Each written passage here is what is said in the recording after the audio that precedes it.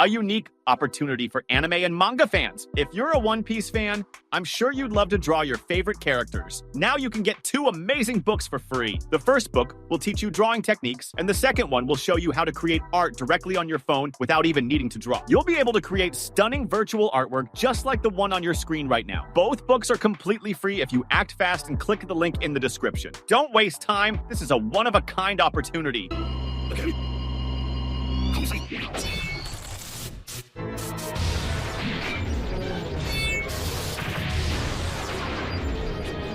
Hey there, pirates. Welcome aboard the Anime No Me channel. Guys, a new theory has emerged suggesting that Shanks might be a clone of Figureland Garling's son, the most powerful world noble. This could add an entirely new dimension to the story of One Piece. Let's dive into this possibility using clues from the manga chapters, particularly chapter 1134, which introduced the Owl Library, revealed a Vegapunk clone, and confirmed the existence of an evil Shanks. I hope for your support to help our crew win, and to do so, you just need to click the thumbs up button, leave a like, and subscribe to the channel. By doing this, you will win an incredible devil fruit, so just comment which fruit you want. In chapter 1134, the final page presented a chilling scene. In Elbaf's castle, we saw black summoning rays, the same transportation method the Gorosei used to arrive at Egghead. This moment directly ties to the upper echelons of the world government. The summoning circle brought forth 2 figures, a woman and a hooded man identical to Shanks. This harks back to chapter 907, where Shanks attended a secret meeting with the Gorosei. Could this Shanks and Elbaf be the real one, and the red-haired pirate we know is a clone?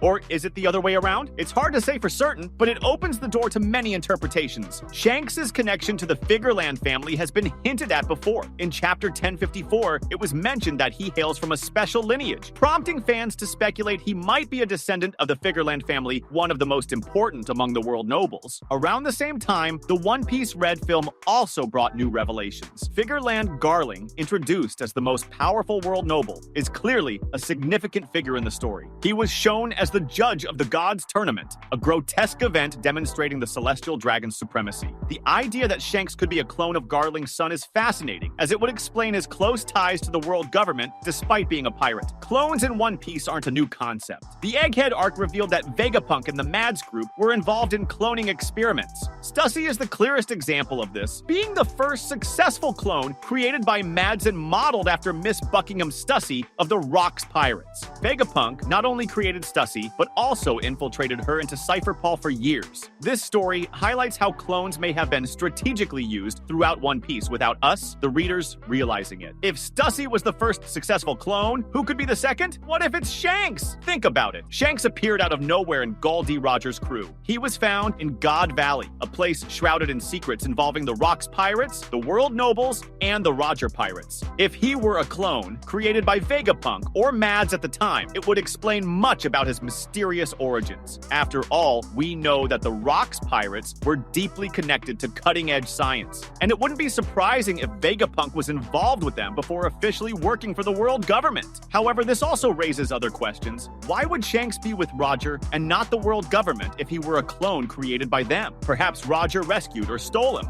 Roger might have seen something special in Shanks, even if he were a clone. It's also possible Roger didn't know Shanks' true origins and simply took him in as a baby found in God Valley. Another intriguing point is Shanks' connection to the Gorosei. In chapter 907, he met with them in Mary Joas, an extraordinarily unusual event for a pirate. How did he gain such access? Perhaps it's because he carries the Figureland lineage, either as a direct descendant or as a clone. This would also explain why the Gorosei respect him so much, despite his status as a pirate. If Shanks is indeed a clone, the Gorosei might be aware of it and see him as a valuable tool for maintaining certain balances in the world. Chapter 1134 also brings another fascinating idea. The black summoning rays that brought the hooded Shanks and the woman to Elbaf are identical to those used by the Gorosei for travel. This suggests highly advanced technology or abilities, likely linked to Vegapunk science. If the hooded Shanks is the real Shanks and the red-haired pirate we know is the clone, this could mean the real Shanks has always been working in the shadows with the world nobles. The idea that Shanks is a clone also adds an interesting layer to his personality. He has always been an enigmatic character, balancing his role as a pirate with deep political connections. If he knows he's a clone, this might explain part of his motivation to maintain balance in the world. Perhaps he feels a greater responsibility because of his origins. However, he might not be the only clone. It's also intriguing to speculate that Figureland Garling himself could be the genetic basis for both the Shanks we know and the mysterious Shanks introduced in Chapter 1134. As a central figure among the world nobles and recently revealed as a member of the Five Elders, Garling carries significant narrative weight. His rise to the most exclusive circle of the world government, replacing Saint Saturn, raises many questions about his relevance to the main plot and Im-sama's interest in him. If we consider that Shanks is a clone, perhaps a modified one, of Figureland Garling, this idea not only reinforces Shanks' connection to the world nobles, but also explains why Im-sama and the Gorosei show such interest in Elbaf and possibly Shanks himself. It's curious to think that Figureland Garling, a man of such importance and power, could have served as the genetic model for experiments conducted by Vegapunk, or even a precursor to his research. We can imagine that Shanks and the alternate Shanks are not mere identical copies. They could be distinct versions created for different purposes. For instance, Shanks, who accompanied Goldie Roger, might have been genetically programmed to act more independently, perhaps even with a sense of justice or freedom inadvertently inherited from his interaction with Roger. On the other hand, the Shanks revealed in Elbaf could be a version more loyal to the world government, designed to act as the perfect agent for Im-sama and the Gorosei. But why create two clones of Figureland Garling? Perhaps Garling was a legendary warrior, or even someone who had a connection to the mystery of the Void Century.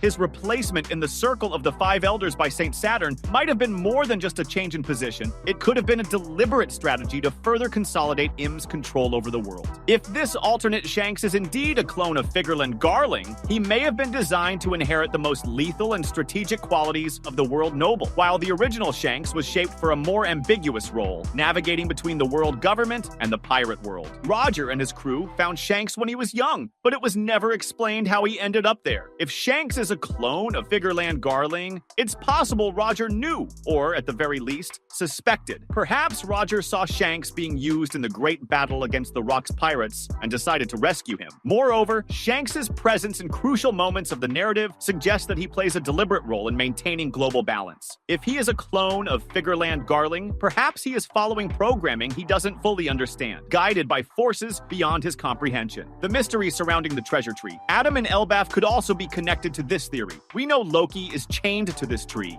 and his connection to Elbaf's underworld adds a layer of complexity to it all. If the alternate Shanks was sent to Elbaf to deal with Loki, this suggests he is carrying out a mission directly assigned by the Gorosei or Im-sama. In this case, the relationship between Shanks, Figureland Garling, and the world government becomes even more dangerous, with Elbaf serving as the stage for the revelation of long-hidden secrets. The false Shanks might actually be the only one Loki knows, perhaps even creating a false sun god to be used to destroy the real one. In this scenario, Loki would become the natural enemy of Luffy. But what do you think about this? That was today's content. We hope you liked it and want to share your opinion on the subject. Don't forget to share the video, give it a thumbs up, and I'll see you in the next video. Take care and stay amazing.